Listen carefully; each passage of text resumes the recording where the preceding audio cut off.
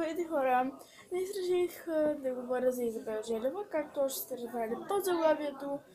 И да, Изабел Желева е една млада позитивна влогърка, която много интересни видеа. Аз съм гледала почти всичките видеа на новия и канал. Не знам защо някои хора пишат отдолу под коментарите на всяко нейно видео.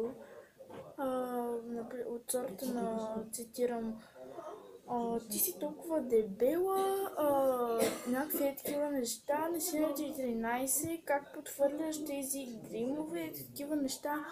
Хора, тя е решила да ги покаже, не вие да се подигравате на нея. Все пак вие сте искали това видео и тя е решила да ви уважи желанието. Това е едно момиче, което на мен много ми харесва. Аз също правя много слаб мейлове и много ще се радвам да направя един слаб мейл и с нея.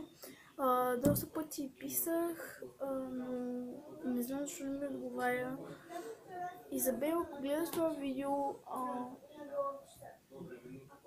много ще се радвам, ако се съгласиш да направим слаб мейла. И да.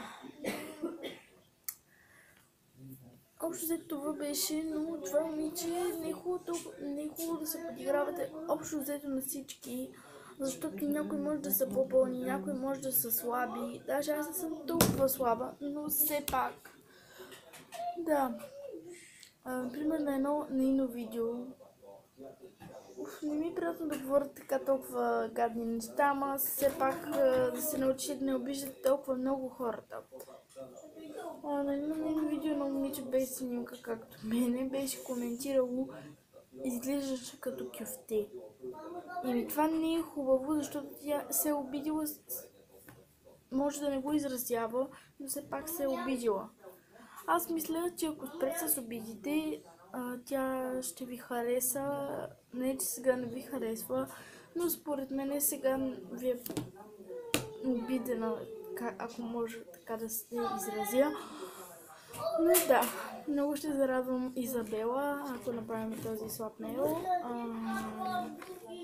Допълнително ще се разберем, ако се съгласиш. И много ще се радвам да гледаш това видео. Чао!